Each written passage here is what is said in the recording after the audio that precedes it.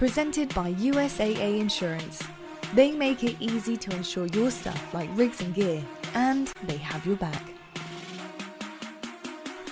Call of Duty League is presented by T-Mobile, now America's largest and fastest 5G network. Set your sights on the competition with T-Mobile, the leader in 5G. Welcome, ladies and gentlemen, to day 2 of the New York home series. We have entered the final stretch of the season. Well, the finish line is in sight. The most important part of the race still lies ahead. The journey to champs only intensifies as we're starting things off with the Minnesota Røkkr taking on the LA Guerrillas. Now we got to talk about what our matches mean today. All of it is in preparation for champs. As you see our game fuel points, our CDL points, and really the big conversation stud to have in regards to this is that our top 8 teams, they're all going to champs, but our top 6 teams will start off at champs in the winner side, while 7th and 8th will start things off in the elimination bracket. So we've got Minnesota Røkkr, LA Thieves, they're competing for that 6th position. We have a number of different teams today who are looking to try to lock things up. LAG are in a big race to try and get into top 8. A lot of things to talk about when we get involved in our seeding conversation. But buddy, it's been what, like 2-3 weeks? It's been too long. That's all I know. Yes, it's been way too long, man, but you're looking good. We're matching, you know, it's New York home series, so we got to represent strong. But when you're looking at those CDL points, I feel like the top 8 is going to be the top 8. It's just such a big jump from that 9th spot to 8th, leading by 70 points. Basically, have to go out in the stage 5 and win every single match and then have a great performance at a major. It can be done, but it's going to be a really difficult task to get done because a lot of teams are just way too good. But when you see it around that 6 to 7 mark, you have both teams playing today, Røkkr and the Thieves. There's only 20 points changing between both of those rosters, so it's going to come down to the wire as stage 5 continues to go on. Yeah, without a doubt. As we said, it's all in preparation for the big boy, right? The guy that sits at the end, the good old Call of Duty Championship. Well, as we mentioned, Minnesota Røkkr, they're currently sitting in a good spot, but there are many teams who are just right on their heels. They're looking to start off stage 5 in a big way. Let's go and meet the crew, your Minnesota Røkkr. Røkkr certainly come to play. They can't stop it. They can't stop the kid. They can't stop it. Oh, Priestahh. It's Standy! Cuts them all down. What was that? Bang! MajorManiak, 200 IQ, 10 out of 10 play. Oh my word! Attach is going to save the day. Røkkr, our kings of the north. There's been a lot of talk about the Minnesota Røkkr coming into stage 5, specifically in regards to the role department. Now, we did learn officially that this team is sticking to the way that things have been prior. So there were some rumors that Attach may be going from the SMG to the Flex, Priestahh going from the Flex to the SMG. However, that is not at all the case. And I don't know, Steph, what do you think about that decision? This team debating on making that particular move, and then, I don't know, maybe last second going back to Old Faithful.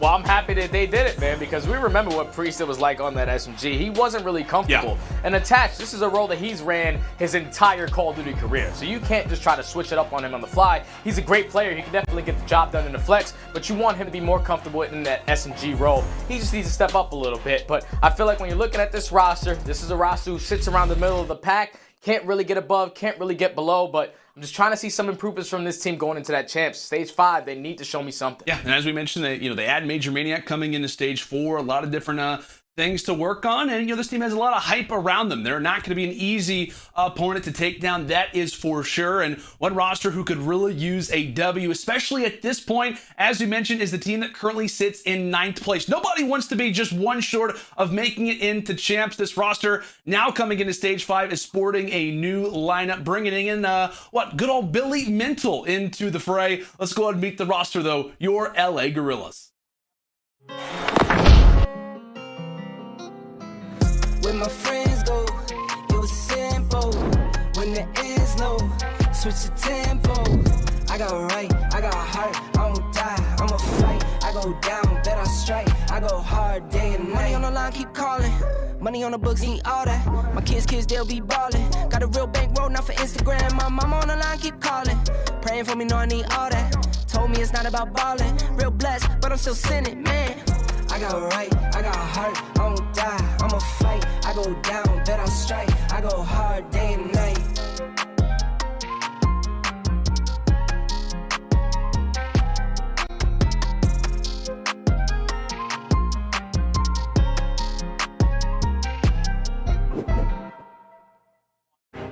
And there's a look at your Los Angeles Guerrillas. As we mentioned, a new team coming into Stage 5. Chino no longer in the lineup. However, Mental, what a 22-time Gears of War champion, now enters into the fray here. Stud, it was a controversial move, to put it lightly. A lot of people on social media talked about how Money Chain was not the right move to make. But regardless, how do you feel about Mental now being alongside these other three?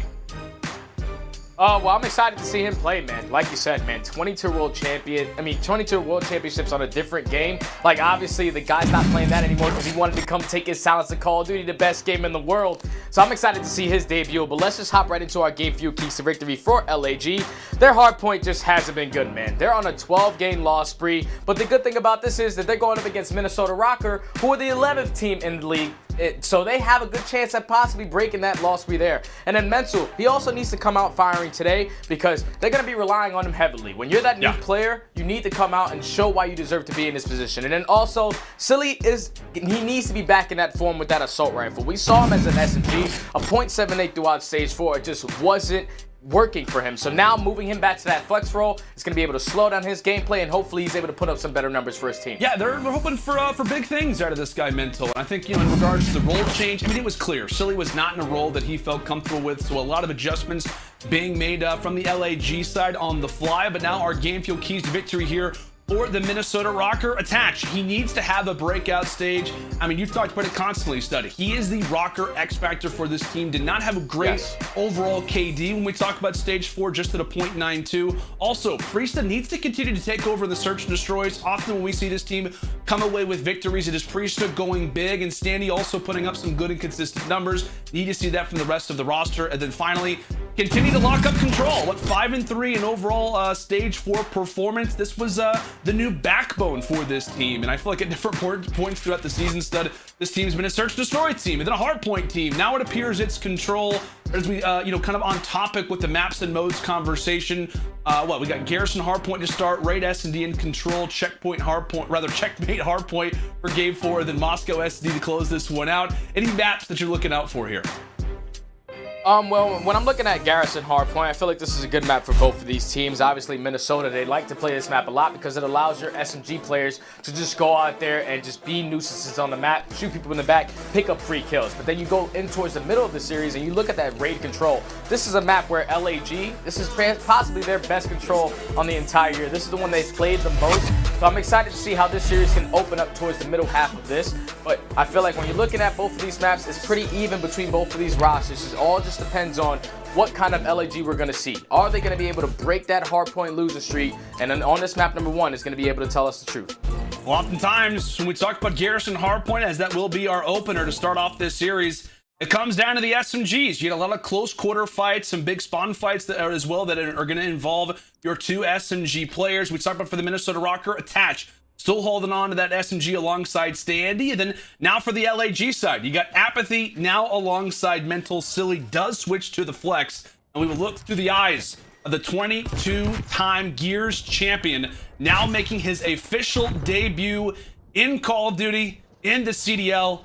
A lot of people hyped to see his performance, what he can do for this team. And I guess the one positive as he'll walk away with his first kill, Stud, is the fact that he knows what it's like to be on a top caliber team. He knows what it's like to be the best player on arguably the best team in the world back in the day, in that Gears team.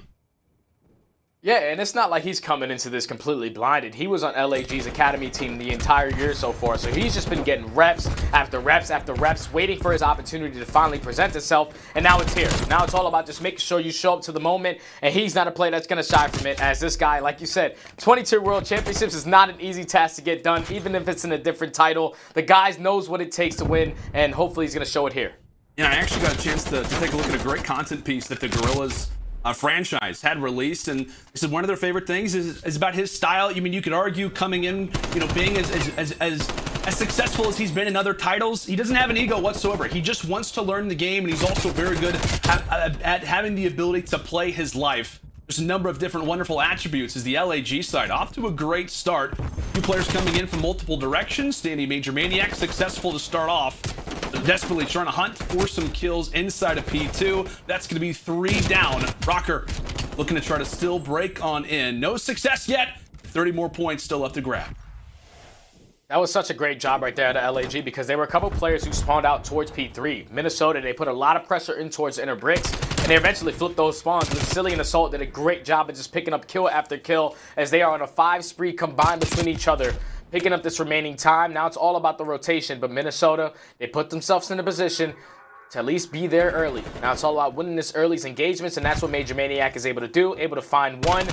Trigger discipline, unfortunately, is going to cost aBeZy that kill, and now Minnesota will be fully set up for that P3, but the pressure's still coming in from LAG towards the middle of the map. Now, Røkkr currently with spawns, looking to try to fire back into this game. A solid lead early on for LAG, but that could quickly dissipate, especially when we talk about a hill like P3. But I thought the conversation in regards to the hardpoint stud is often going to be on the Guerrillas, no matter what roster they face off against, just considering that they have lost their last 12 hardpoints in a row. They didn't win a single hardpoint in stage 4, hoping to try to change that. I guess I could ask you, like, I know they have a new player in Mental, but what really was the primary cause, you think, to what has been a very lackluster performance so far throughout, our game 1 and our game 4 of a series? Well, when we watch LAG, it's been the same story, at least throughout all of Stage 4. When they are set up early, they allow the other team to break in the first 10 seconds. And then when they're not set up, they don't have the ability to break into the hard points. So that's why you see Minnesota, they were able to get a good chunk of time to fight themselves back into this game and eventually flip these spawns. So this is where LAG need to show improvements. They need to be able to break into this P4 and not allow Minnesota to try to earn some streaks, as MajorManiak is already on a 5. And that is a big kill that Silly is going to find there on the MajorManiak. Shuts down the streaks and also finds his 3rd in a row for his troubles. Nearly makes it 4 as LAG look to storm on in toward bottom tank. And oftentimes on a map like Garrison, when we discuss, communication, it can come in super in handy in these next 2 hills because of the closer quarter fights and because of the crazy spawns. Let's go to our Astro list and now on topic with it for the LA Guerrillas. Top green, slid. Flat done. One more on you. Clear. Let's go quick. He's green. One shot. Push me on left side. Before Standy. Top green. One shot. Attaches. One shot. Go shop. He has one shot. I'm in L. Where's the left side? Pull left. My green top green. I can't stay up. I'm gonna spawn out. I got him. Actually, I might spawn here. I got another green. Hold up. I'm on shot. Could you watch my ult? I got nade. He's out of bricks. And break some green mic, absolute green mic. Attach one, good job. Arch new arch dead. Mike is green. Cannon bricks green. Mike is green. We arch. Green. Good job, man. We arch. Speed you somewhere. I don't know. Mid. Dead. Actually, I'm green. That's my They're gonna be Standy one shot. I'm looking my arch. Two sets. I've got your ult. One shot. Look my mid. I wrap left. I reload. Be triple to mid.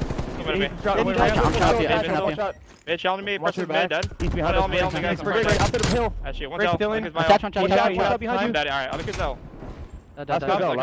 Go green, Billy. I'm on shot. Cat steps. Great shot. He's not moving. Wrapping left with you. That's not Give me a sec. Let's go double green here. Yeah, I'm working with you, Brian.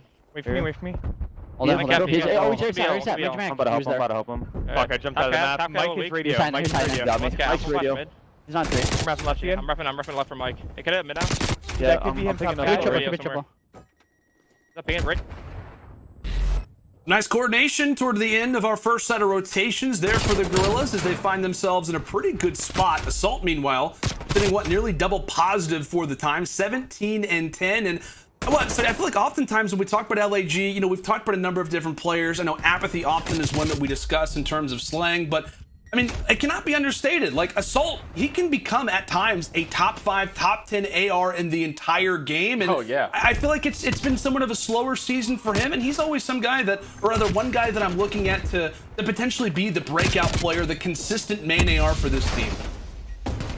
And so far, he's doing it, man. And when we went for that listen, and Assault was really leading in the comms, just making sure he was putting his SMG players in the proper spots to eventually set himself up to pick up those easy kills. And this is great because that was one thing that, when they made that roster change, when they put Chino out, I was wondering who was going to be their vocal leader. And right now, it feels like Assault is really stepping up to the plate for his team. Now, in this situation, though, Minnesota, they have a lot of pressure towards bricks, so the spawns are going to be able to flip. LAG, once again, have to try to hold this from the front side, and doing a great job of doing so, as Silly and Assault use some great teamwork to get 2 down. Yeah, we constantly have talked about Silly throughout Stage 4. The SMG just did not look comfortable on it. Puts in 2 major kills hold off the first wave of Minnesota Røkkr. As like we said, they do have the spawns. Few players coming in from different directions. Priestahh being one. Major just looking to try to put down some cover fire, but no one is there yet for the challenge. Just trying to chip away at what is this solid setup right now from the Guerrillas. Standy's able to drop one. As he and MajorManiak look to coordinate, that will be the final player dropping. So it took some time, Stud, but it takes a good 45 seconds, despite Røkkr having spawns, to finally get inside of the hill. And while they're able to do that, now it is a race toward our next hard point. And if you take a look at it, Cellium Assault, they're not there yet. Yeah, so it's going to be huge rotation battles for aBeZy and his teammate in Mental. Mental's actually going to drop it. aBeZy does find two across the map. His teammates are eventually back into play. aBeZy eventually finds the third with the nade. So LAG, that was the best hardpoint I've seen them play, at least off the rotation in the last like month and a half. They were able to get a good chunk of time off of that P2 and keep the spawns for that P3 to start off with that initial time. Fully set up. They're going to force all of Minnesota to try to break in through middle, and time is eventually starting to tick. LAG getting closer to that 200-point mark. Assault really having himself a game so far. Great performance from Adam Assault. Mental tries to get involved in the fray towards Shot, but really it's his life that has to be sacrificed for the good of the team.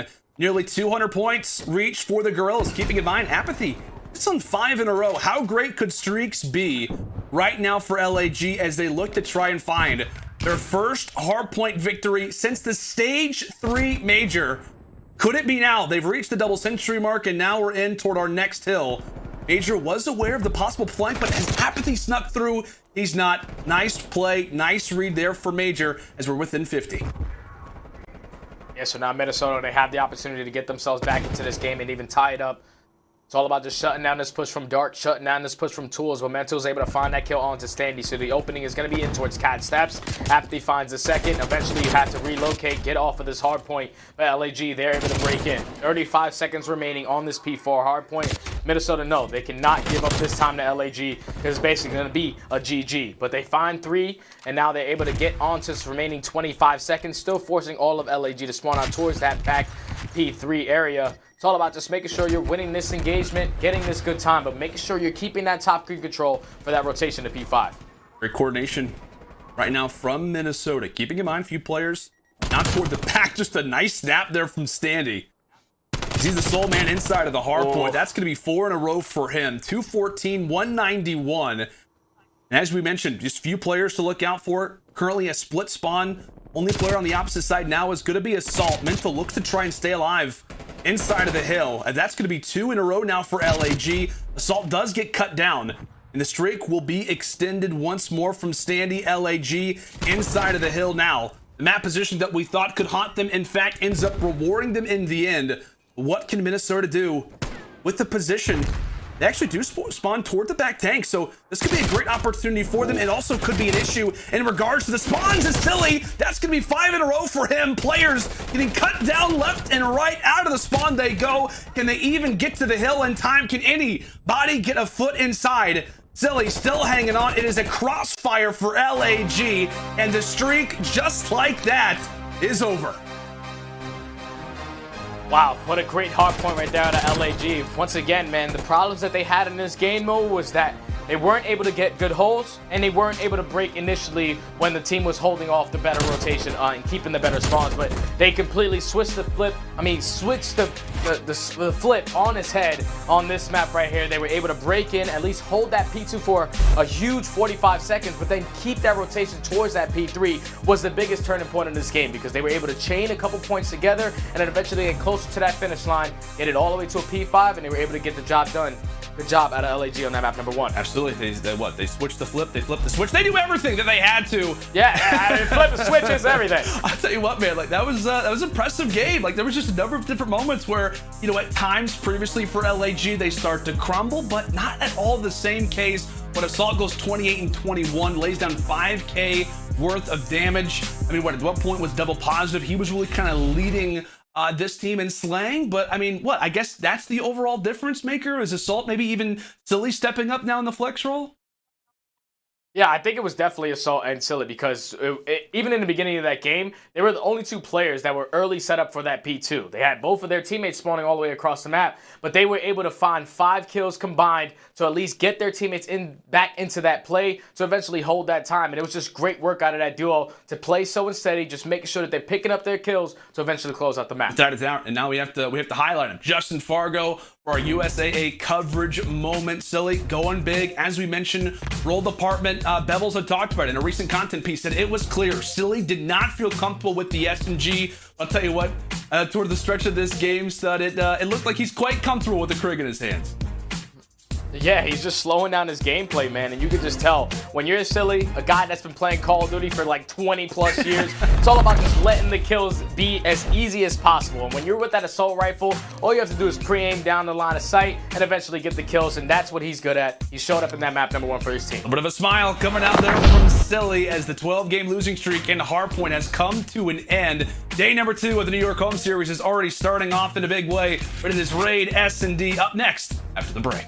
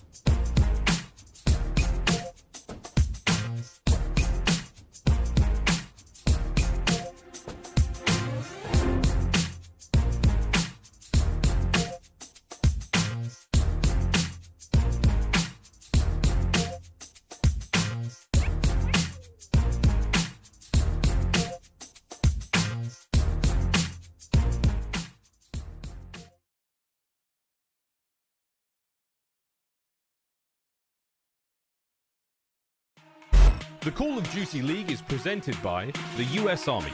What's your warrior? Presented by USAA. Getting insurance with USAA is easier than level 1. Learn more at usaa.com/insurance.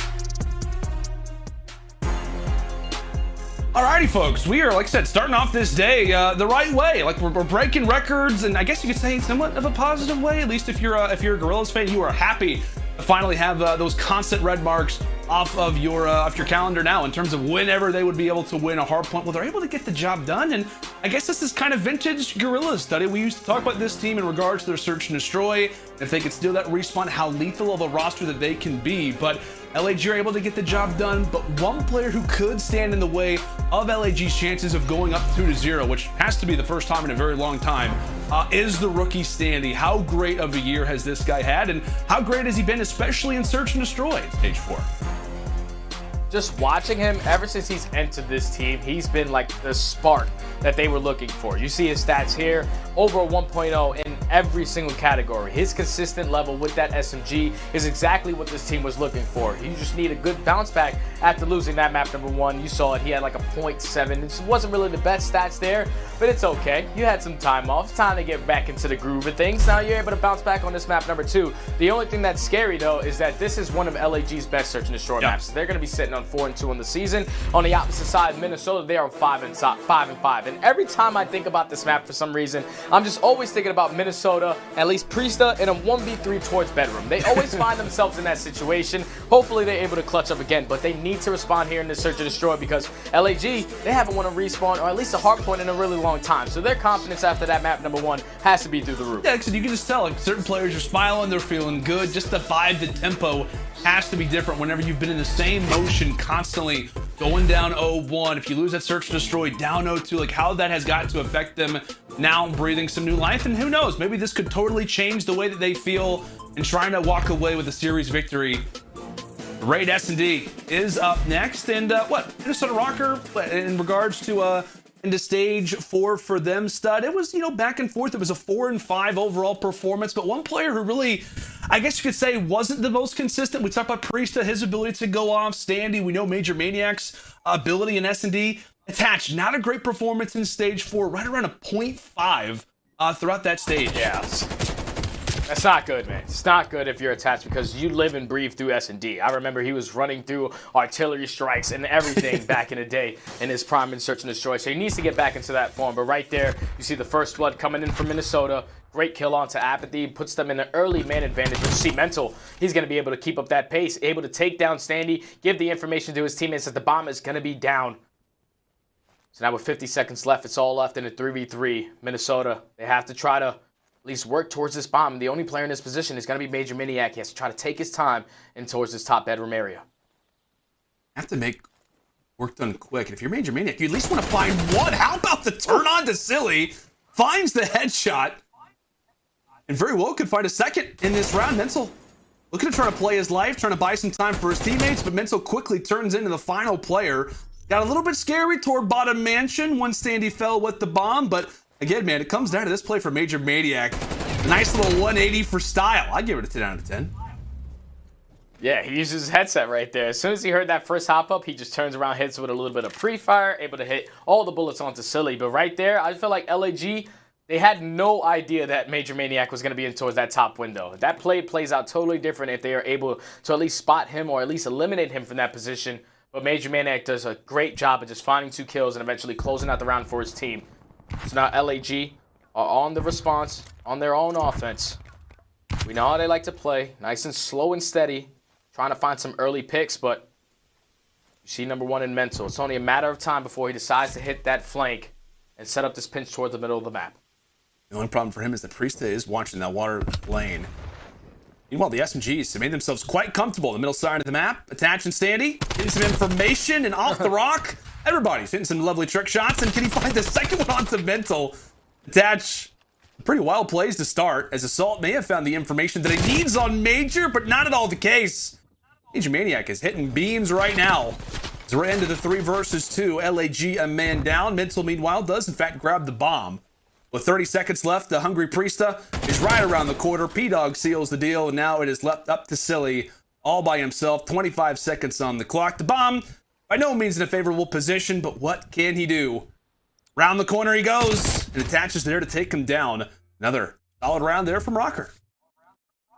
Let me tell you, if I'm aBeZy, I'm not trying to go anywhere towards the middle of the map. That's 2 times he's been wall banged through this wall right here. When he came out of kitchen and right there, even on the offensive pushes, he was holding the steps. So try to stay away from that, Ab. Just go around it. Just let your teammates at least focus on that. Just don't give them the first blood, because that's 2 that go in favor of Minnesota so far in this game. But now Minnesota, they find themselves on another offense. LAG, they need a response here. Cannot let this game get out of hand early, as the pressure from Minnesota is going to come in towards that A bomb. The only player here is going to be Silly, but all the pressure from LAG is going to be in towards the middle of the map. So how do they decide to play this? They're going to fully take control of Longji and eventually work this bomb plant. I love this play right here out of Minnesota. What you call kind of an uneven setup, if you will, from the Guerrillas side. But can that quickly begin to change? Priestahh does get caught out toward the statue. And with that, LAG, we know how great that they can be in their retakes. How coordinated of a roster this can be, as Attach does get dinged up, escapes with 58 HP. But it is the Guerrillas who are going to have to make the move from afar. Attach just looking to lay down some shots before he could potentially be taken down, but Silly's still here. Trying to reiterate some information. His Mental drops, and Silly loses the longest 1v1 so far of the game. And there goes aBeZy, a quick little trade toward the stretch, but it is 3 up and 3 down from Røkkr. LAG, we thought for a moment it could have been good, somewhat of an uneven setup as we labeled it, but just never really able to get anything going in the retake. Yeah, it was all on Attach right there. Attach was the playmaker on that round. He was the player that was holding Silly on the backside towards that back jungle area, throwing consistent shoulder, just keeping him pre-aiming, keeping him there to not allow the pinch to come in. And then eventually turns around, puts a couple shots into the opposing players coming outside of Art, picks up some easy kills for Standy, and then eventually takes care of Silly. Once you pick up that kill, all you have to do is focus on the players coming in through raid. They find every single kill, and Minnesota find themselves up 3-0. Good round right there. Identical score lines right now from the Guerrillas, 1 and 3 from all 4 players. Standy looking to only add to that, as that's going to be 1 Priestahh for the second. Might as well make it a third. Good night. Art will be the final resting place, and I don't think anybody from LAG even got a kill. I think it's 4 kills through 4 rounds from the Guerrillas, totally changing the tide of the way that we thought this game could go. So we talked about, hey, first hard point, Guerrillas, cool. Now they're going to carry that into the search and destroy. We were talking about map, performances for both rosters, but Røkkr, they have just come out and punched Guerrillas, quite frankly, right in the mouth. Yeah, LAG, this is the thing that I was scared of. When you form a new roster, the game mode that you tend to struggle with the most is search and destroy. And right now, it's definitely showing, man. Minnesota, they are a well-oiled machine, at least on this map. They are already up 4-0. They're just playing super confident, and this is a good response after the way that they lost that map number 1. They probably weren't expecting to do so, but now they found themselves in a position to at least tie this series up. Another aggressive bomb plant, this time around going towards B. Fortunately, the bomb's not going to get off. Assault's going to be able to get that first blood, and now Minnesota, they have to try to work that bomb plant in a man disadvantage. It's so awkward, too, just because we talk about water side. You easily get exposed, not just to the sun rays, but to the multiple gun barrels of the opposition, as that will be another kill found, this time for aBeZy. Major and Attach now left in the 2 versus 4, as they'll see the other side of Raid for a moment. Literally just looking to try to get any bit of information that they can, maybe even extend a streak or 2, because you got to imagine a few Røkkr players are sitting on that. Not sure if Major was or Attach was. Nothing yet to be found. Major could, in fact, get into a gunfight with aBeZy, but we know how this one's going to go. This is going to go the way of LAG. Attach, able to drop the first kill of the round for Røkkr. And that may be the last one. Yeah, they don't even have enough time to work this bomb plant. It's all about just picking up a couple kills, but eventually LAG, they find themselves in the position to at least win the round, and that was just such a great play from Assault right there to eliminate Standy off of that bomb. You saw Minnesota, they were all over the map. Once you drop Standy, their setup was completely broken. They couldn't even work the bomb plant towards the end, so LAG are able to finally get on the board. Down to 4-1, they're able to slowly bring this back. It's all about just shutting down that pressure, because right now, Minnesota, they're playing really aggressive. You need to slow this game down and at least open up with that first blood, because Minnesota is dominating in that category so far. Yeah, absolutely. Dominating in first bloods, and one thing that they also may have to be aware of, that being the Guerrillas, is that Attach sits on 5 straight. So we were talking about streaks, what players are on them. Something to think about. Attach, the first player to expire some fire off the rip. Damage done, hit markers found, but this very well could be a free plant for LAG if they play their cards right. They do have Attach laying down the lead toward middle, but looks to be a free plant if they're able to get a little bit more map presence. Again, it's MajorManiak toward tree, but it's the arc push from the other side. A nice headshot to start there from Silly.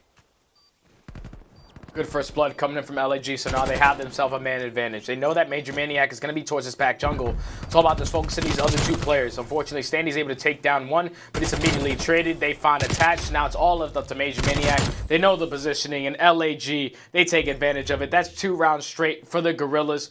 I love that. That was a great play. That was the same exact play that Minnesota got done on their offensive push towards A. Once you get there, you take control of Laundry, you eventually work that bomb plant, and the good thing about them is that they opened up with that first blood. So every gunfight at that point is going to be in your advantage, and eventually they capitalize on there. 2 rounds in a row for LAG staying alive in this game. Yeah, and this is the swing round already. I mean, again, if you're LAG, what a great sequence this could be.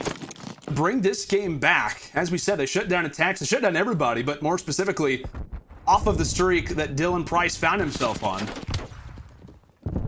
Number of different ways, LAG finding themselves in good positions, and arguably the best for a moment was Assault. He does lose his angle that he had. And that is going to be a quick bomb down for Røkkr. They get out, and now it is all on to the retake from LAG. They talk constantly about their retakes, how great they can be in these positions, and this is going to be one of the more difficult ones.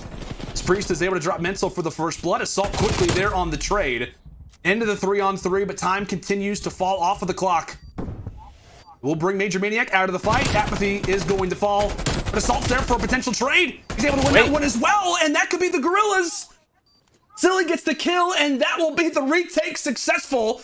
It was a 4-on-4. Røkkr got the plant and got out, but not even that was enough to stop LAG. 3 rounds in a row to bring it back.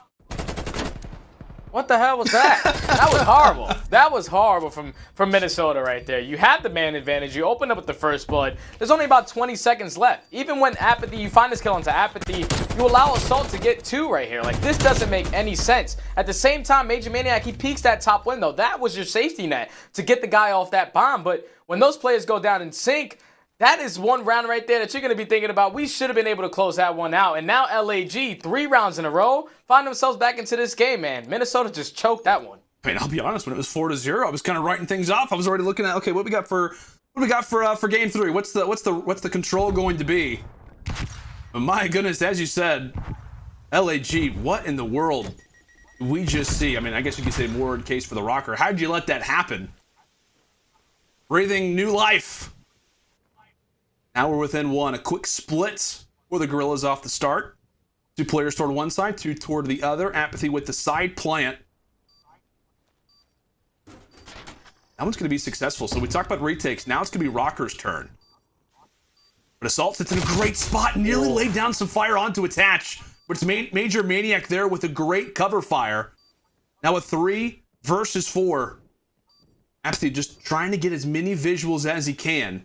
Again, this is strictly inside a mansion, a similar spot to what we saw last time around, but how about the spot for Mental? How about the spot for him? Really just trying to make his way behind the setup, but he is now going to be the final player alive. Trying to stay up, trying to stay alive. What a clutch this could be for Billy Mental. Trying to dodge the fire. MajorManiak knows exactly what he's trying to do.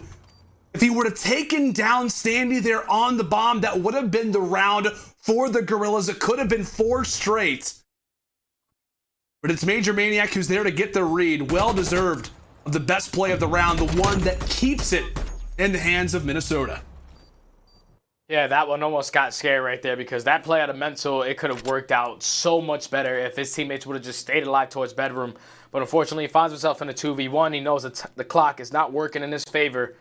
Eventually, MajorManiak was able to solo him out and Minnesota win the round. So now they find themselves at game point on another attacking round.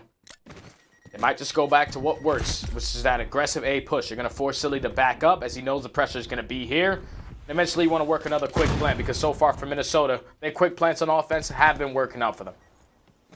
Let's see if we can work yet again. I was going to say, do we see Assault and aBeZy try to challenge through pillars, or do they make their way around Art? Appears the pillars push was the right move to make, and now they've got the entire backside of the spawn prepared. So Art is going to be in LAG's hands. Meanwhile, player 3, that being Silly, the only player toward the opposite end. Inside a jungle, 30 seconds on the clock. That's a big kill there from Priestahh. Evens things out now at 3-on-3. Also takes down Mental as well. We talk about Priestahh constantly, how he could be the X Factor. And that is an X Factor type of round. Finds the hat trick and will lock up this S&D. It looked a little bit scary there for a moment. Guerrillas started to fire on back, but oftentimes in retakes, we discussed LAG, how great they have been, but Priestahh finally just said no. Finds 3, and as we mentioned, seals the deal, now evening the series at 1-1. And that was a good search and destroy, good bounce back right there out of Minnesota because obviously they started up 4-0, but then towards the middle of the game, it got a little scary as it got all the way to 4-3, but then they were able to chain 2 rounds back to back to be able to close it out. And that was just another great offensive push right there out of Minnesota. LAG, it's like if you fool me once, shame on you. If you fool me twice, shame on me. And that's exactly what happened there. It was the same exact A push that Minnesota tried to get done in their first offensive round. And it was another man advantage that went in favor of LAG, but they tried to send 3 through Art and have Silly hold on the backside of Raid, and it wasn't really working out. That was 2 times in a row where that setup just didn't work, and that's when you're just thinking about that roster change. S&D, they need to work on it, and right there, it definitely showed. Yeah, only 3 kills for both Mental and aBeZy. Your SMGs just not having the greatest of performances, and I know that when it comes into S&D, your SMGs always aren't going to be defined with SMGs, but at least more of your aggro players not putting up the performance that you'd like. But now we're going to take a look at our U.S. Army tactical play. We're taking a look back at round number 4. What, Study? Break this one down for me, my friend.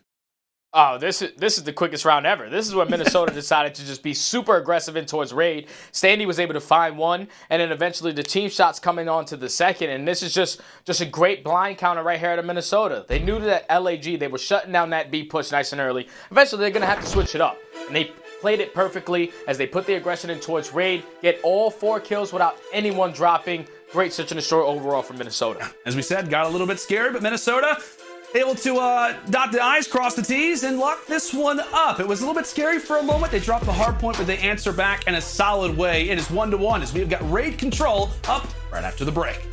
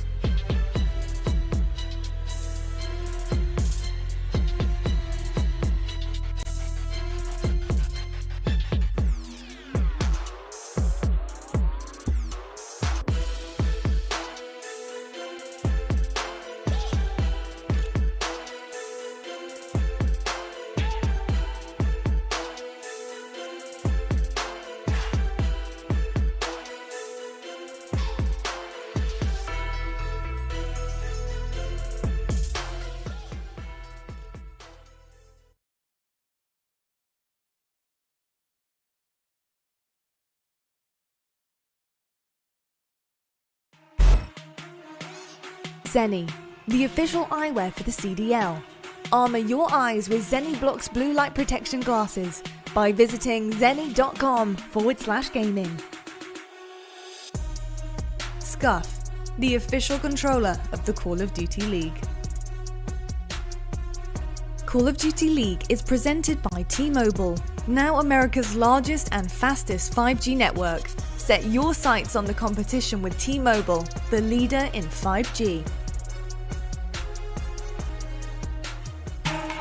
Alrighty, everybody, welcome back to day 2 of the New York home series. We are off to a wonderful start to the day. We had back-to-back 3-0s to start off the New York home series, but it is not the same story today. It is 1-1 coming in for our next map, that one being raid control. But one thing we have to mention, though, Stud, as we mentioned, it's been a day of a number of different things. We have Mental making his debut. Also, LAG have already broken their 12-game hardpoint losing streak. Maybe that carries into another respawn. Who knows? Yeah, they're looking pretty good. At least to start off stage 5. You can't get any worse than that. Stage 4, they were 0-12, and finally they find themselves with a win, at least in one hardpoint. Now they're going into a control where both of these teams, they have reps.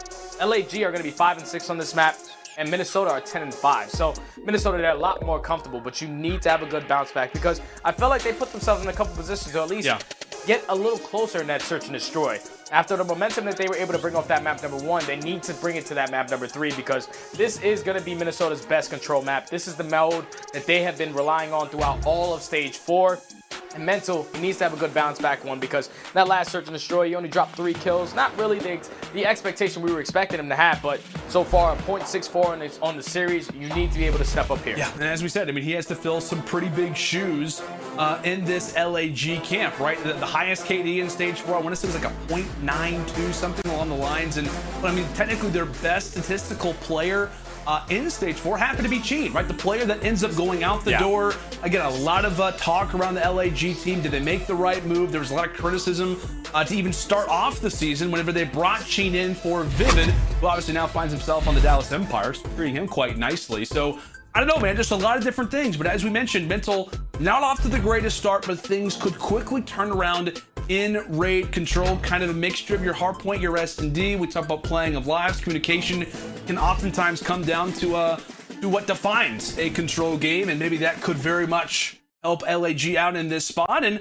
I guess for both of these teams, Stud, throughout stage 4, as we mentioned, control was actually pretty good. I mean, LAG had been kind of relying on this mode while S&D has taken a hit, and hardpoint, as we know, has been out the door. And then for the Minnesota side, they've been great at control for the most part. So this is a very defining, I guess you could say, map and mode in regards to how this series is going to come to an end.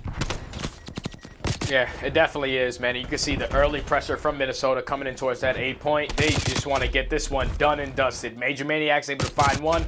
Priestahh with the second, attached with the third. So that's going to be an early 3 down. All right. Now it's all about just staying aggressive, trying to pick up a couple more spawn kills, and they're doing a great job at doing so. Already 2 segments captured on towards this 8 point. They're going to be able to extend this time by a minute, and they have already a 3 live advantage, forcing all of LAG to basically turtle up in their spawn. Just keep in mind that number 3 player in Cellium does have bedroom control. He's just leaving it all on his teammates to win these gunfights on the back end. Yeah, the problem for Røkkr, as we mentioned, if you're Guerrillas and if you're, of course, you're just joining us, control, we talked about how it can work for LAG. They have the preferred position, right? They're going to be spawning literally right in this area. So if you're Minnesota, you can't really afford to drop too many players. You have to try and be in the spot to take down multiple waves at a time. And that right there is the perfect way to do it. 2, now make it 3 in a row. Off of spawn is aBeZy, but all he can do is just give callouts, pretty much being the Paul Revere, saying, hey, the Røkkr are coming. And my goodness, what a great turnaround that aBeZy has. Finding 2 in a row, and now 2 players only sit now left on the point, standing inside of Tiki. MajorManiak is working on that post game. He should be sniffed out quite shortly. A great return as MajorManiak does find the first. aBeZy has got to go for the challenge. A much needed win and somewhat of a sweat off the brow situation for Guerrillas. As already into it, it's Røkkr once more at this B point. Yeah, Minnesota did a great job of just eliminating Cellium out of that bedroom area. So now that allows them to get pushed up on the front side of this point. The first segment is going to be in. They only have 1 person on it. So if a little stack comes in, it'll go a little quicker, but they're just trying to pick up these kills. Priestahh doing a great job at finding 1. Kills going back and forth. Still, the second tick hasn't come in yet. Standy, unfortunately, is going to get some bad timing there. Assault with some great shots to find last 2 players. Now, map control is going to go in favor of LAG. Minnesota now have to work out of their spawn. And again, Assault just putting up some wonderful, wonderful kills. As we said in that hard point, absolutely took over for the Guerrillas to snap that 12-game losing streak in HP. And while sits at 5-5, you cannot argue anything about how influential his kills have been. Standy does get the better of him, though. With 40 seconds left, that is already halfway through for Minnesota. It's a quick 2-on-2 into the point. Right now for LAG, they've got to work on somewhat of a retake. That's going to be 2 ticks in. Mental goes for the challenge, but he gets dropped. Standy for a moment lays down the trophy, but it's the cover fire. Make it 3, make it 4. Røkkr in style. Close out our first round.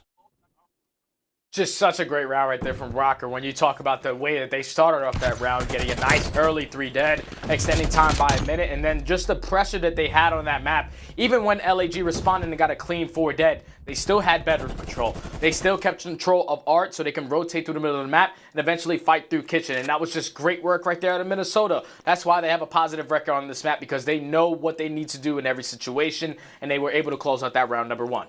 Great performances all around. You got 7-4 for Priestahh and Attach, 8-4 for MajorManiak. I mean, obviously, Standy goes -1, but it is a good sign for Røkkr. If your other 3 players outside of Standy are having a great performance, that oftentimes will utter some sort of conversation in regards to consistency, as MajorManiak is taking down players left and right, underneath the van, on top of a van, wherever you may be. He is ready to hunt shit down. By no means a similar start. How the first round of control went for Minnesota, a much more slow-paced one for LAG, and the reason why is because they're constantly getting beamed, constantly getting shut down, and with Priestahh on the flank, that only makes their lives that much more difficult. Yeah, so now they have to focus on players coming in from both sides, but which player from Minnesota is going to focus on these spawn kills, as Mental is able to find 1, aBeZy finds a second. Now it's all about locating Priestahh. aBeZy as well is going to be able to take him down.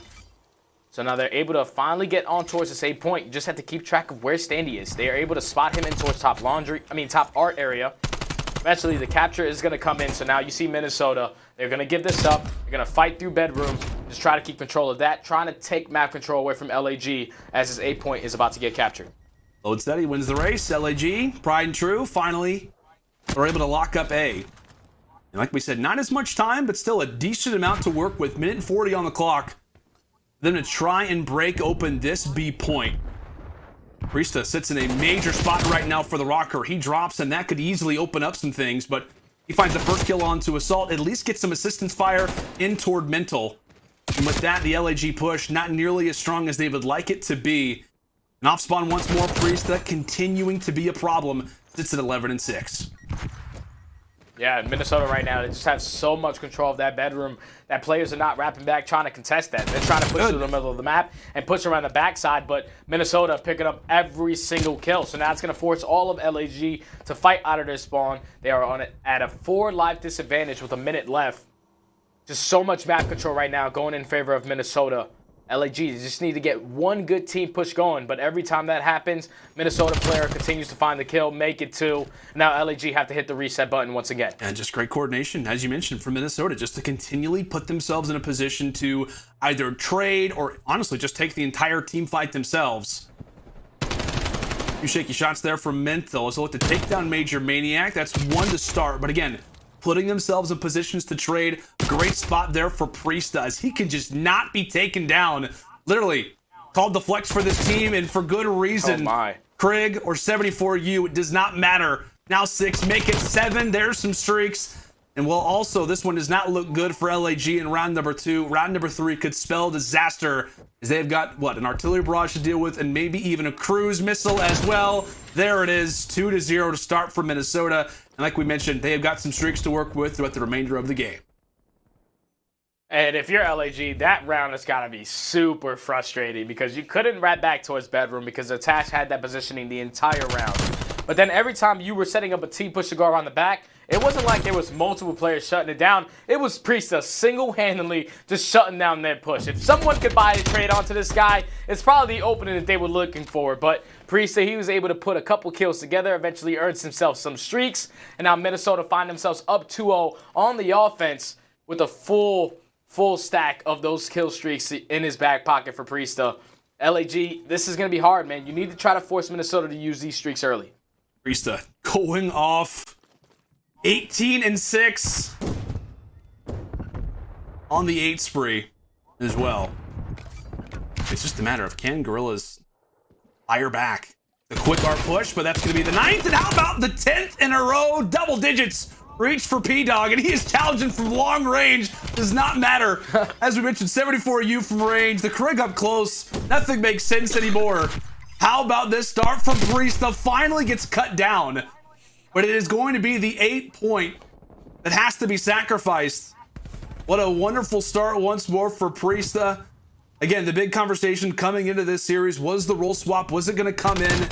And so far, Priestahh, as we said, living up to that title and well-deserved of being the flex. Krig, 74U, going off right now in this control. As LAG once more put in a problematic spot. 2 minutes now to defend. I'm trying to hold off this 3-0 sweep in control. And here comes the streak. Yeah, it was only a matter of time until this streak was going to come in because you saw the positioning out of Attach as he's able to find one with that streak. Attach finds the second, so now the stack is going to come in. Priestahh is also going to invest the second streak as well. They're going to try to close this out here. That's going to be 3 down. LAG had to try to get into this play because it's going super quick. Minnesota might be able to do it here. And they do. Good night. Put them to bed. Minnesota with one of the more dominant controls that we have seen in recent history. And the majority of that was all due to the plays of Priestahh. Wonderful performance coming through from him. Outstanding in this control. It was a slow start in the respawns. We talked about could that cater into control, and not at all the case. Røkkr have officially woken up. What a commanding advantage they now have, 2-1. Instead, as we mentioned, LAG, our point, they had to rely on it in their first game. They finally snapped the streak. Now they're gonna have to rely on winning 2. After losing 12 straight, they have to rely on 2 to get them at least to a game 5. It's going to be a difficult task, man, because the way that Minnesota played right there, you can just tell they woke up. Everyone was hitting shots. Priestahh went on a 10 spree, absolutely taking over the game. But even as SMG players, with the amount of pressure that they had on that map, there was nothing that LAG could do. Every time they tried to at least open up with 1 kill, it was immediately traded. Such great teamwork right there out of Minnesota on that map number 3 to put themselves in an advantage up 2-1. Now they're going into a checkmate hard point where both of these teams don't really enjoy this map. On one side, LAG is sitting at 2-6. On the opposite side, Minnesota at 3-6. So it's going to be a great game 4. I don't know who's going to take it, but hopefully we go to a game 5. They said it's going to be a tall ask, a very tall task for LAG to try to send us to a game 5. Minnesota feeling good. That's 2 games in a row. Can they make it 3 straight here in this series? Put themselves in a great spot start off stage 5. We will find out. This is Hardpoint on Checkmate right after this.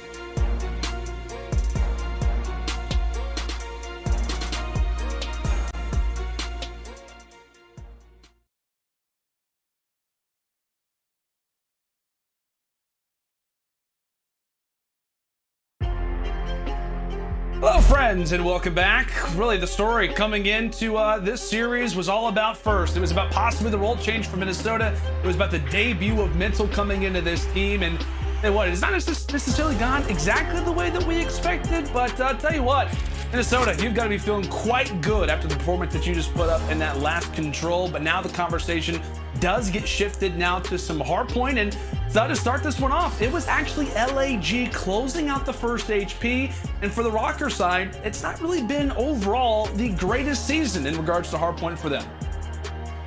Yeah, their hardpoint just hasn't been really that good. Stage 1, I remember they couldn't win a checkmate hardpoint to save their life. So their hardpoint in stage 1 wasn't that good. But then they pick up a young player in Standy, and you can see they jumped all the way to the 5th rank. But you can just see that they're usually around that 50-50 mark, right between every single team. They might win one, they might lose one, but this is the one that they need to win. They need to come out and be able to take this one to be able to close out this series and not allow LAG to build more momentum. Because like you said, man, 12-game losing spree, overall record for LAG is 13-33. Like, that is disgusting. It's not any better on the side of Minnesota with 16-31, but you have to be able to try to close this one out. They're coming off of a roster change. You guys aren't. You didn't make any role changes. This should be your series to walk away with right here. Yeah, as we mentioned, like I said, it is the 12th ranked team in Hardpoint in LAG versus currently, rather coming into this series, the 11th ranked team in Hardpoint for Minnesota.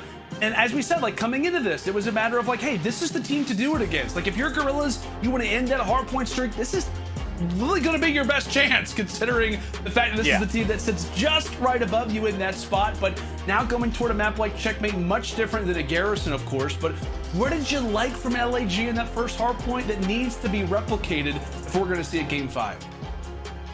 It's simple. The assault rifle duo, man. Cellium and Assault really took over in that map number 1, making sure that they were rotating early, winning those long-range engagements. And on a map like Checkmate, your assault rifle players play a huge part. You need to make sure you're holding down these power positions, holding down that plate control for your SMGs, and eventually rotating nice and early. You cannot allow these spawns to be able to flip, because we all know how great that chain to P4 to P5 can be. It's just all about if you have the proper setup for it. And that's the thing with LAG, is that at least in that very first Hardpoint, they were able to tell a different story. But usually when you're talking about this team in Hardpoint, it's all about that early rotation, them getting broken in early, or when they're fully set up, they're getting broken in early and not able to break back in. So they need to have that same exact response, at least the answer that they had in that map number 1. I want to ask you too, as we get ready to fly in here for Checkmate Hardpoint, I know you talked about the ARs, of course, given the map, given the way that this series has gone so far for LAG, but on top of with that, what's been your take of Mental so far? Now, granted, you know, it hasn't been the best series for him, of course, statistically, not putting up the numbers that he would have liked, but what's been your take so far from his performance and how you think he could fit into, obviously, LAG's chances of trying to force that Game 5?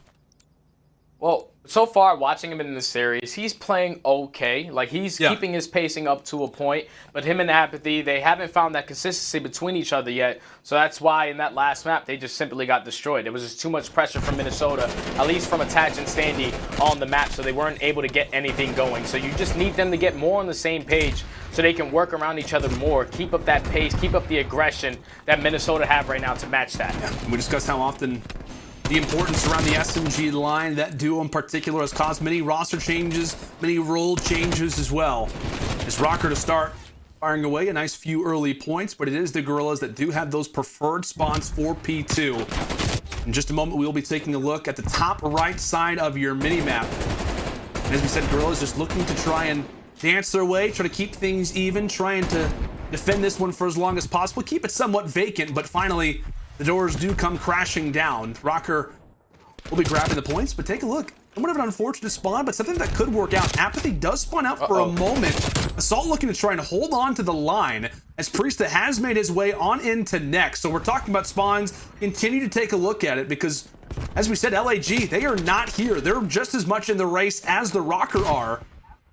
They're currently getting the time as well. Only 3 seconds to LAG's name. Assault finally handles the problem that is Priestahh, and that very well could put them in a much better position, but it's overall numbers favoring Røkkr as Assault has to get here.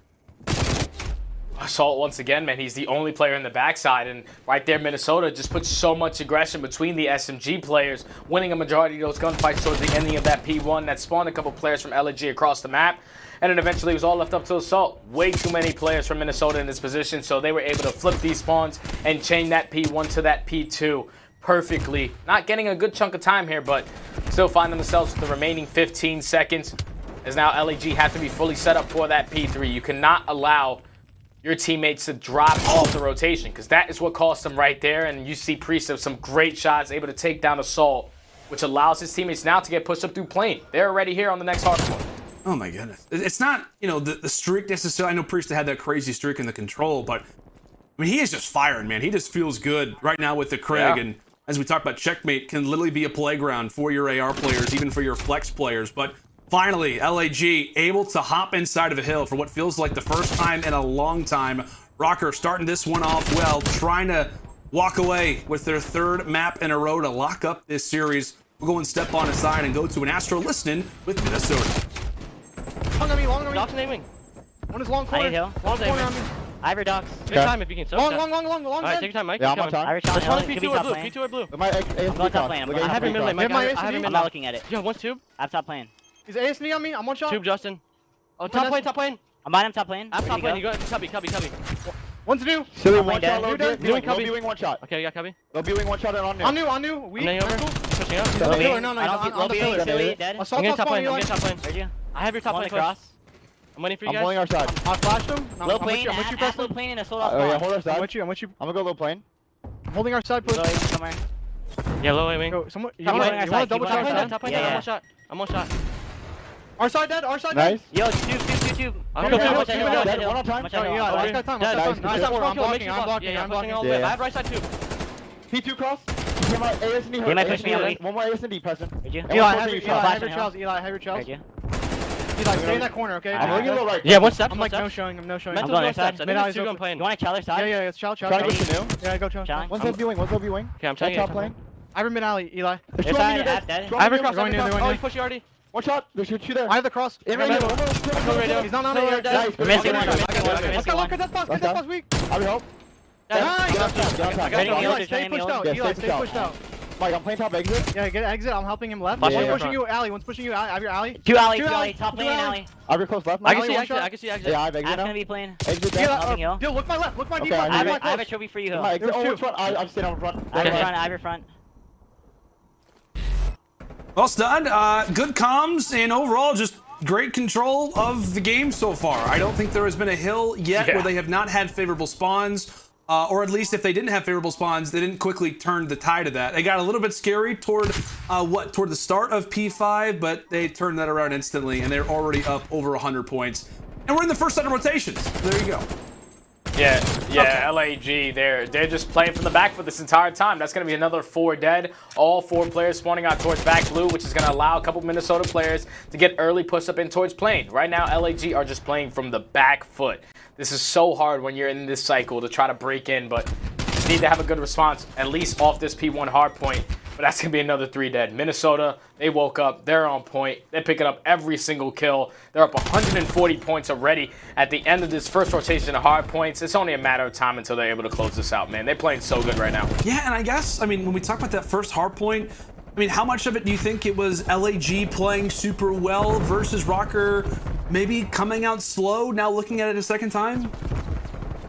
Yeah, they definitely came out a little slow, but you can just tell LAG definitely showed some improvements there because simply off the rotation from that P2 to P3, that's something we usually never seen them able to chain it ever. So the fact that they were able to do that definitely shows that they were able to get some improvements, at least in this game mode. They just found themselves in a sticky situation. Now you see Minnesota, they were able to flip the spawns once again. So now LAG on the back foot had to get this remaining 15 seconds because you just have to try to get closer, try to rack up as much points as you can. But right now, Minnesota are 100% in the driver's seat. Yeah, in the driver's seat and looking to take the plane to a nice little resort maybe once this one is over in celebration, because this is going to be a very tall task attach. Okay, he basically gets his aim brought instantly down to the floor. Assault has himself a little bit of a Hulk smash type of moment from the top side of the plane, but 2-12 to 61 LAG. I mean, you just look at the mini-map. It is going to be difficult to just try and get past the 50-yard line without getting tagged up, but double nades will shut down Major to start, and maybe this could be a sequence for Guerrillas. But just as we say that, that's going to be 3, make it 4 down. Back to the drawing board for the Guerrillas, back to the start of their spawn as Standy enters into his second 5 streak of the game, 23 and 11.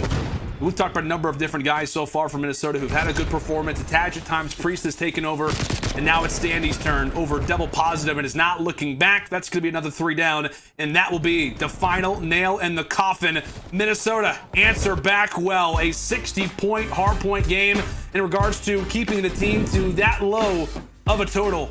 A great performance in our last 3 as Røkkr get the job done.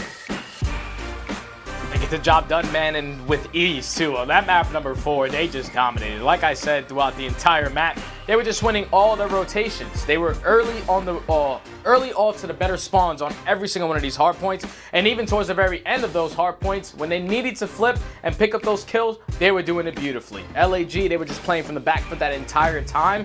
It's good that they broke that hard point losing streak in that map number 1, but you went on to lose 3 maps after that straight, and it's just difficult, man, because we've got to go back and talk about that roster change for LAG, man. Chino was their #1 guy statistically throughout all of stage 4. And you could just tell if he was on this roster right there, probably a little different performance on that map number 4. But LAG, they find themselves in another loss. Now they have to try to be able to bounce back, and it's not going to be easy because when you have that roster change, you have to work on everything. And right now, that's what they need to do. And that's what's really hard, I feel like, about the Guerrillas, again, because obviously you lose this series. We talk about how they're trying to work on a number of different things, and I think you bring a new player into the fray, it almost kind of starts that process over again. So now in the situation where a few teams are making roster changes coming into stage 5, a lot of teams trying to turn the tide, and for LAG, you sit in that 9th spot. You're really hoping to have a really solid stage here in stage 5 to possibly break into that champs region. Of course, our top 8 making it to champs, and just another unfortunate performance here for them. They start things off well. They break the hardpoint losing streak, but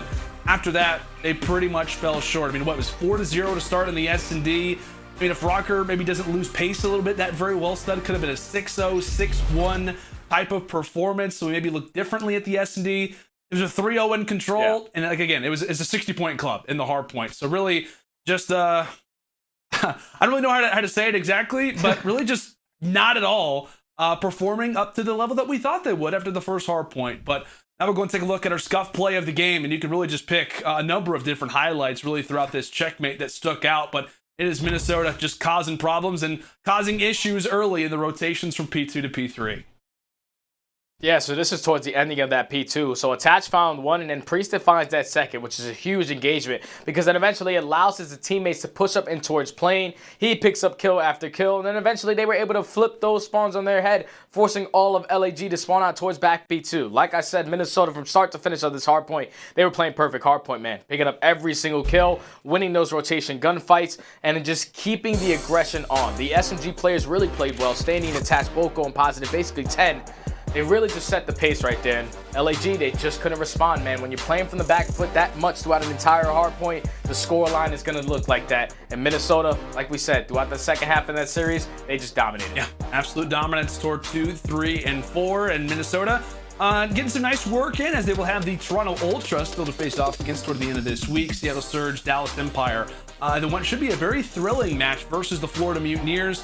As we mentioned for the Røkkr, they do sit in that 6th seed in regards to the point standings, trying to keep themselves as far away from both Mutineers and the Thieves when we talk about winners bracket for champs. Same thing now for the Los Angeles Guerrillas side. A big loss here versus the Minnesota Røkkr. They still have Dallas Empire to face off against Toronto Ultra, then the Florida Mutineers. That's not easy. And then they have the Seattle Surge to face off against. Just, I mean, tell you what, man, just a difficult group from top to bottom with Dallas playing the way that they are. We know what type of team Toronto is. And what, man, when Mutineers are firing, same thing with Surge, but when Mutineers are firing, that can be, like we said, like one of the better teams in the game, no question about it. A long road still ahead for LAG.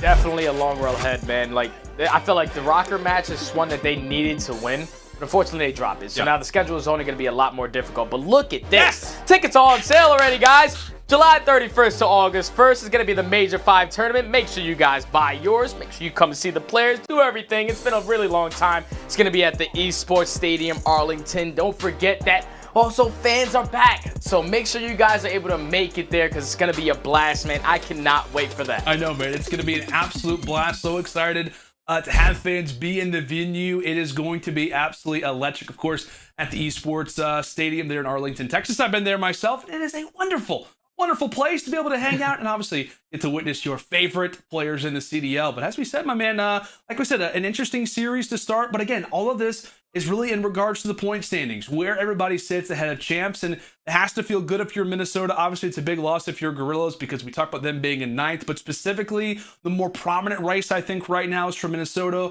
holding on and keeping as many points as they can, as we mentioned, from both the Thieves and the Mutineers right now. Yeah, that's the hugest thing, man, because I'm pretty sure that Minnesota, they were able to put themselves at least 30 points up now from the Thieves, who are sitting in 7th. So that Thieves match is going to be huge because you have to try to keep it close, man. That top 6 is going to put you into this winner's bracket of champs. You don't want to be that 7th or 8th and fall into the loser's bracket. You lose one match and you're out. You do not want that if you're any of those teams jumping in from the 6 to 8. And 2 teams who are also looking to make their way up in the standings happen to be our 2 teams that are facing off next in our T-Mobile 5G weekly drop game. New York Subliners along with the LA Thieves. Subliners more toward the top side of things, and as we mentioned, LA Thieves in hunt, trying to track down those dastardly Minnesota Røkkr players, and there they are. Once we come back after the break, it is going to be Lottie joined alongside by good old P-Dog to talk about their performance.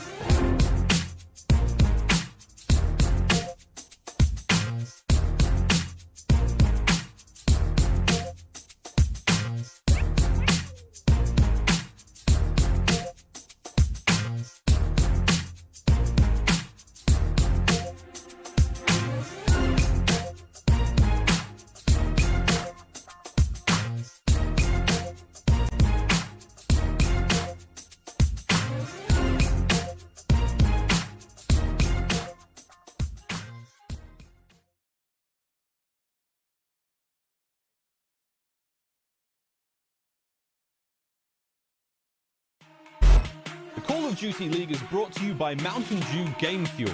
Pre-order the new Courageous Sherbet flavor now on GameFuel.com while supplies last.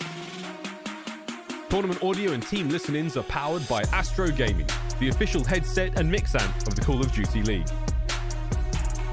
Hello everybody and welcome to your Game Fuel Victory Spotlight. Joining me this time I have the one and only Priestahh from Minnesota, Røkkr. I gotta say, man, congrats on the dub. That was pretty epic. And we mentioned on the show today that it is so important right now for the fight to champs, and more importantly to get into that top 6 for the winners bracket. I want to know, how important is it to you guys right now and your goals to get into that bracket? Oh, I mean, it's huge. Being in winners bracket for champs is, I mean, going through losers is never easy, so you definitely don't want to be there. And I believe we're in the 6th spot right now, so we just got to keep winning and make sure we're progressing and just staying in that spot at least, if not trying to progress higher than we are now. But we definitely don't want to drop into 7th or 8th, so we're putting our all into everything right now. Love that. And as you said, you know, you are trying to get a little bit higher than that 6th spot, and you have previously been top 4. You know, you guys are a solid team. You've had some bumps along the way though, of course, but what is the team's focus right now in this last push before we get into champs? Yeah, we've been really focusing on hardpoint. We're kind of like revamping the way we played hardpoint. They started off hot. I mean, Assault was doing his thing. He was going off. So yeah, we've just been like revamping our hardpoint a little bit, like just talking about how we want to play certain hills, certain rotations, and just really focusing on hardpoint, but just also at the same time like keeping our other game modes good as well. Love to hear it, man. Now, you do have the Battle of the North yet again on Sunday. What is the game plan to take down Ultra? Same thing, just keep putting in work, keep progressing, and the stuff we need to know, we need to work on, and just go out there and do our thing and just study what they're doing, obviously in S&D, and just try to counter some of their plays or just do whatever, just be prepared. Love it so much. Thank you so much, Priestahh. Congratulations and best of luck going forward on stage 5. Thank you, I appreciate it. There we have it. Minnesota Røkkr sealed the deal with a pretty decent dub and a great victory as one as well. But I'll tell you what, we do have another match coming your way. We have our home series team, New York Subliners, taking on LA Thieves, and their brand new SMG edition. John is going to be playing once again. You don't want to miss it. We'll see you after the break.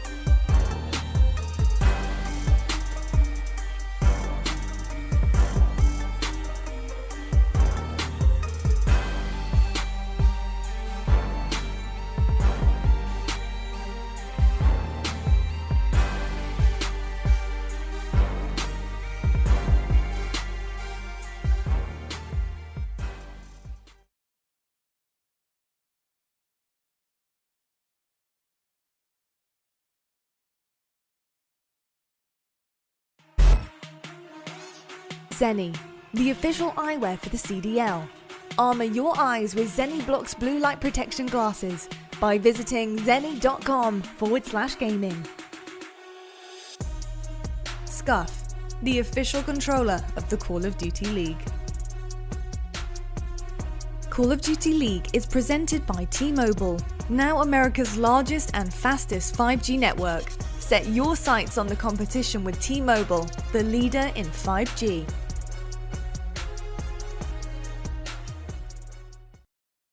They can't stop Welcome back. It is day 2 of the New York Subliners home series, and what a view it is as we will be closing out the day with an absolute banger. The New York Subliners, your home team, taking on the new look Los Angeles Thieves, as it is John's time, making his return for the first time in nearly 2 years. The last time that we got to see this bad boy, this Champs MVP, was actually back at COD Champs 2019 back in Black Ops 4, and obviously socials had a number of different reactions in regards to this move, but you see John saying, hey, ready to compete in the COD League finally, and the fact that it's with the LA Thieves is an absolute blessing, a moment in the making, and I'm ready to make the most of it.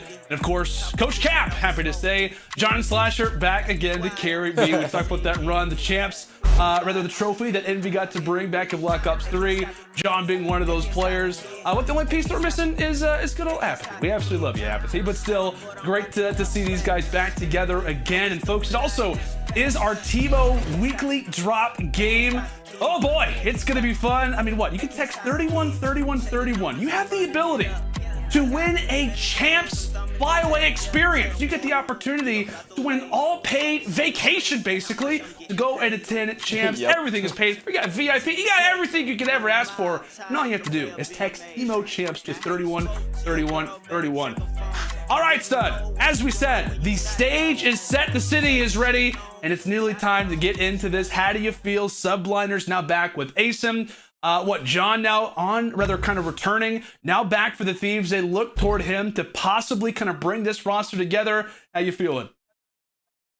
I'm feeling great, man. I'm so excited for this match. Everyone knows that I'm New York through and through, but I'm super excited for the debut of John, man. This is a good friend of mine. I've competed against him for years, and just to see him back on that stage with players that he loves to play with. You have Slasher. He's never played with Kenny, or he's never played with Drazah, but he has J-Cap in his back pocket in that coach spot, so it's going to be great, man. I just can't wait to see how both of these teams are able to perform. New York back with the team. I'm expecting them to get back into that championship form level team. But for the Thieves, with John now on this team, I feel like this match right here is going to tell us a lot of what this team is and what this team could potentially be. So I can't wait to see what this match brings us. Absolutely. Has the ability to bring us a plethora of things. We talked about how much this means for both these rosters trying to get back into shape, both for the Thieves and also for the New York Subliners. As we said, they came into the Stage 4 Major without one of their guys. I guess you could say kind of the spirit of the team. It seemed to be, rather it kind of seems to be the case. Asim was not able to make it, but now he is back. He's ready to perform, and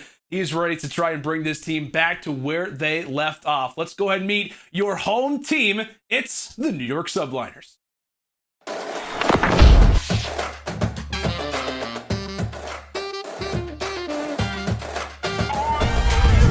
First blood, he just jumps on in. A flurry of kills through. Mack, though. Mack gets 3. What a second half of the hardpoint he had. Nails on 4. The ace for Big Mack. Upward timing. He gets flushed out. But Asim and Mack, that crossfire so good. Asim, all 4, give it to him. Takes down the entire side of FaZe.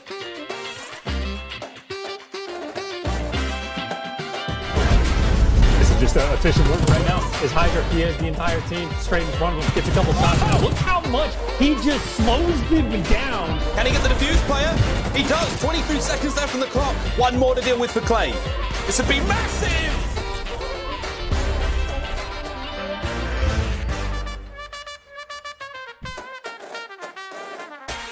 And there you have it. Let's go New York. It is their home series, and there's a look at your home team. Excited to see this group, but as we mentioned, Stud, it was not the same roster, and you could just tell the team did not have the same energy. They were heavily missing that guy that sits in our top left, Asim. Not there for the major, but he is back now, and I guarantee all 3 of those guys could not be happier to have him back in the fray.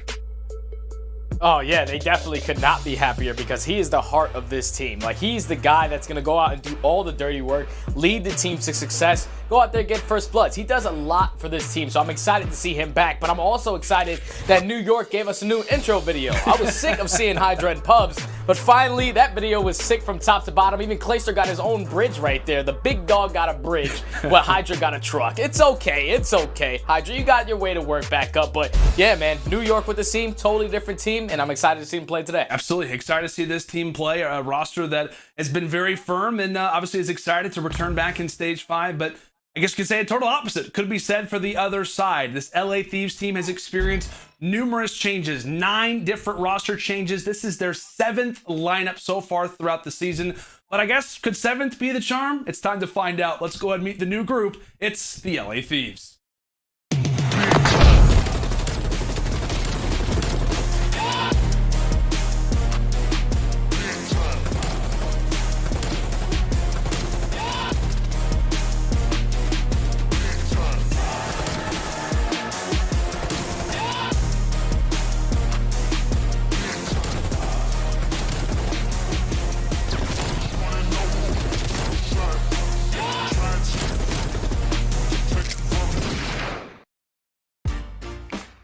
And there it is, your Los Angeles Thieves. As we said, Stud, some questions coming into Stage 5.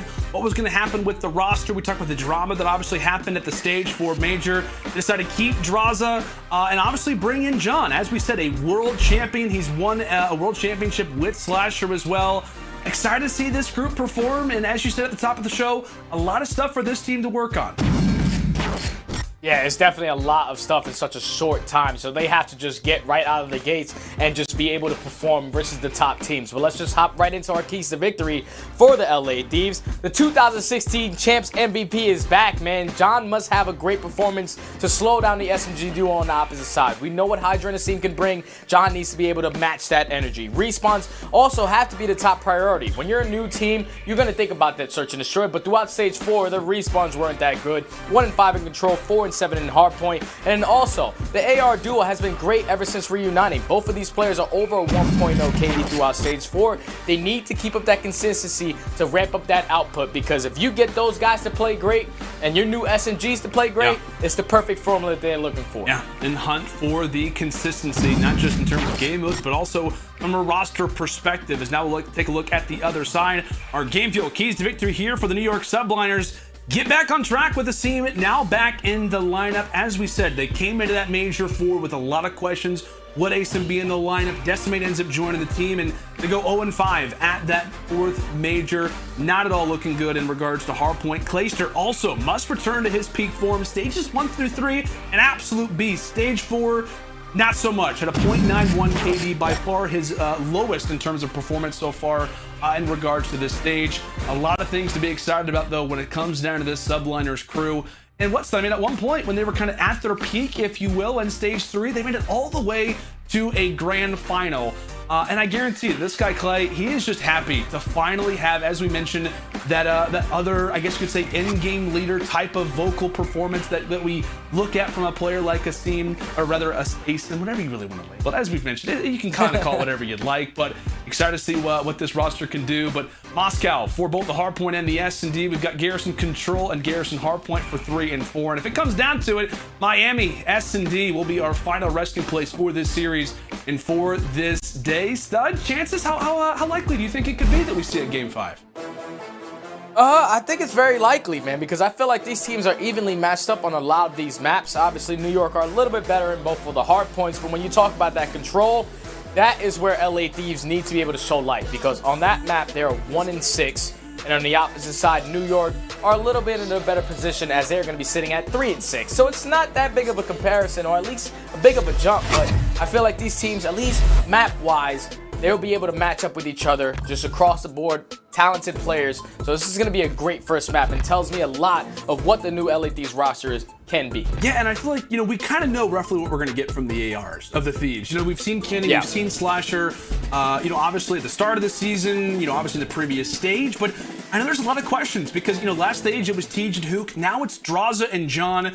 two guys who've never played with each other. I mean, Drazah for a time was obviously the flex of this team. He's now on a dedicated SMG. I mean, how do you think that those two can work in tandem together, the ceiling potentially of that duo? And I guess also at the same time, what can we expect from a player like John now after 2 years of not being in pro play? How do you think that SMG line is going to look?